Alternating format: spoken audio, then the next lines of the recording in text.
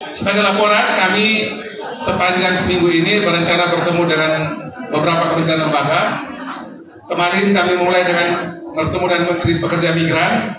Kami banyak bicara tentang bagaimana pekerja migran dipersiapkan dengan baik sebelum berangkat ke luar negeri, dan sudah ada pembagian nanti antara kami satu sama lain.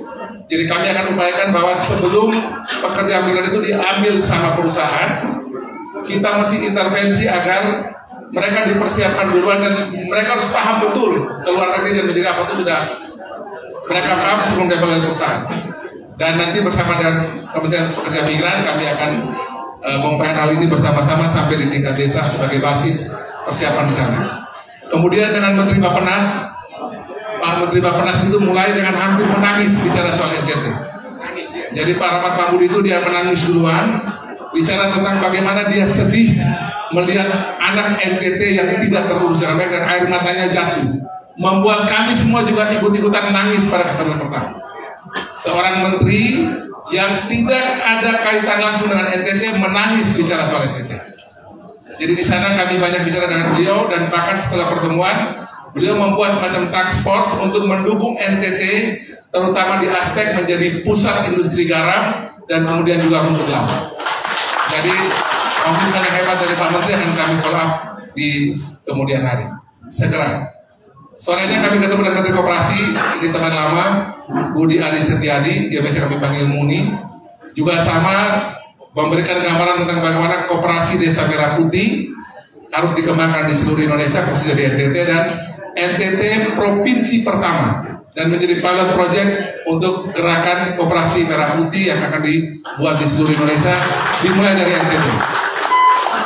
Terakhir kemarin kami baru memahami bagaimana pola ataupun nanti strategi ke depan dari pengentasan kemiskinan dan juga kemiskinan ekstrim dan hampir rentan miskin. Dari ini juga mungkin sahabat banyak orang di sini, saya kira sahabat mungkin dari Kahoning, sahabat dari kita semua teman-teman aktivis 98, Budiman Sujatmiko yang sekarang menjadi kepala Badan Percepatan Pengentasan Kemiskinan (BPTASKIN). Gaya keras aktivis masih belum hilang ya. Dia gambarkan bagaimana strategi kita mengatasi kemiskinan dan kemiskinan ekstrim dan rentan miskin. Dari 9 pola yang dikembangkan, 3 sudah berjalan, yang juga akan segera kita eksekusi di NTT, melalui pola rakyat miskin, dia kerja juga untuk dirinya juga dan oleh dan untuk dirinya juga. Itu nanti yang pertama melalui hilirisasi dan industrialisasi pangan, sekarang makan bergizi gratis sudah jalan. Kemudian nanti perumahan dengan 3 juta rumah yang dilakukan oleh Pak Arya Sirait, dan nanti juga melalui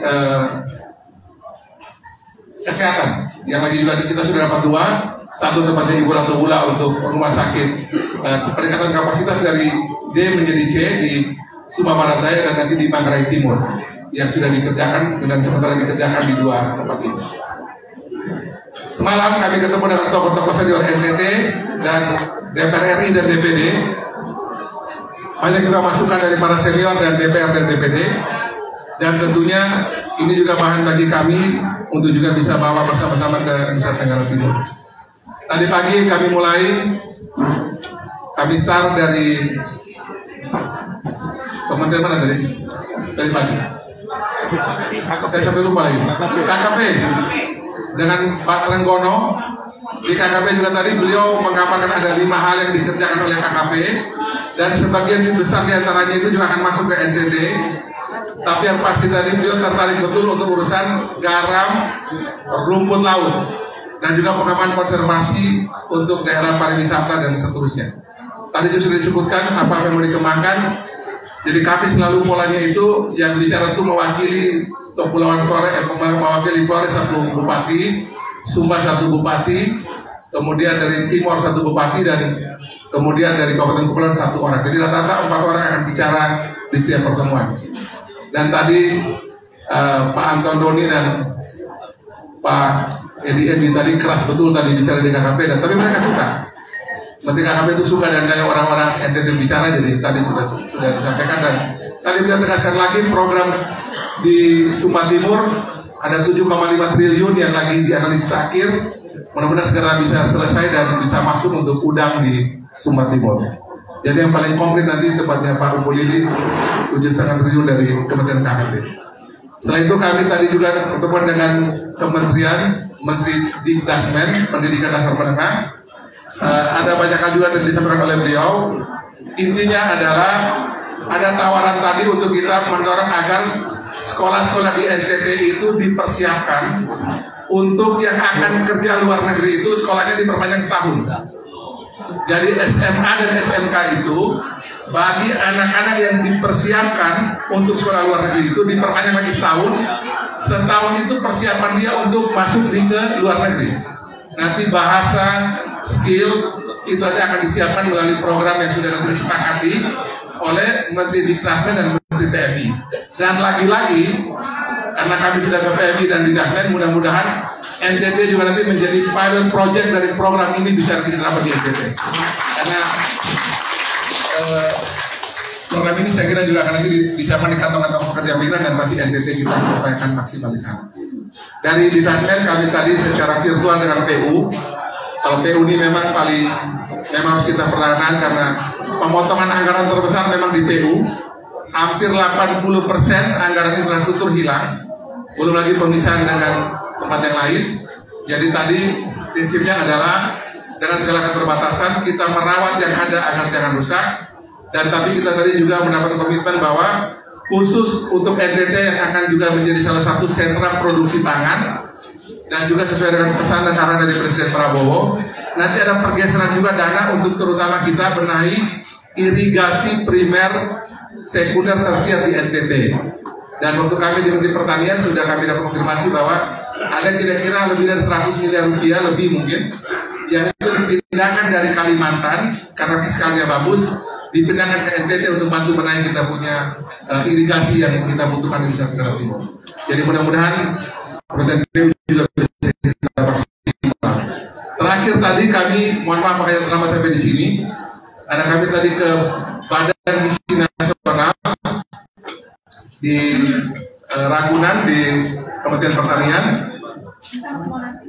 Rencananya itu BGN akan memasukkan anggaran ke NTT itu tadi per data tadi ya ada 9 triliun lebih sekian miliar per tahun.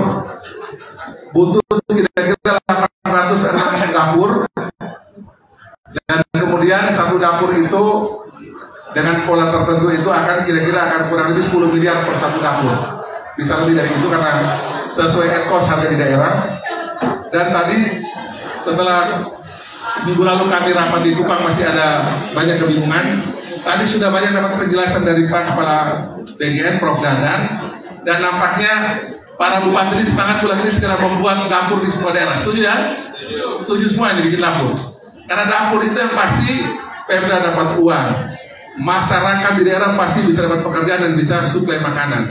Anak-anak dapat gizi.